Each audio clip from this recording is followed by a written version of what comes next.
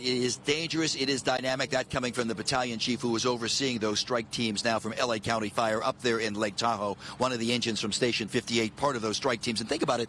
These are firefighters, county firefighters from down here who have seen the worst of the worst. The Woolsey fire, the Bobcat fire, just to name a few. But now with this huge Caldor fire, they're in a firefight the likes of which they have never seen before. Here's why.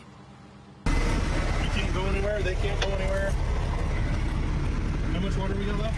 Dramatic cell phone video as the strike team is nearly trapped inside their engine, surrounded by the Caldor fire as it burns out of control. Nice and easy, take the center of the road. The fact that we're having trees that are just bursting into flames and it is throwing an ember cast up to a mile and a half.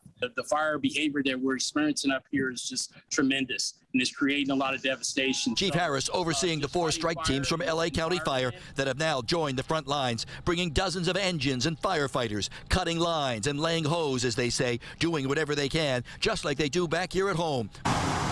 But even with all their experience, they have never been in a firefight like this before. Some big trees and they're torching, and we're experiencing what we call crown fires, where the fire is being carried at the top of the tree from tree to tree. And if all of that isn't dangerous enough, once the huge oak and pine trees of the Sierra Nevada burn, they come crashing down.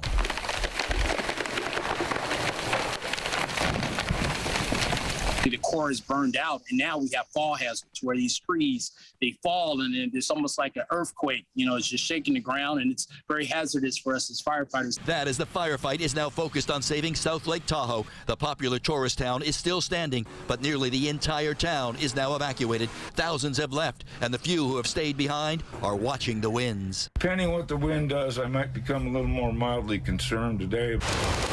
For now, the Caldor fire is still burning up in the hills away from the town. And here on the smoky front lines, that is a victory in this out-of-control firefight. We've been talking about just little victories every day. You know, we're trying to just have a victory, some form of victory. And as you look at our containment maps, we want to put some black on the map every day.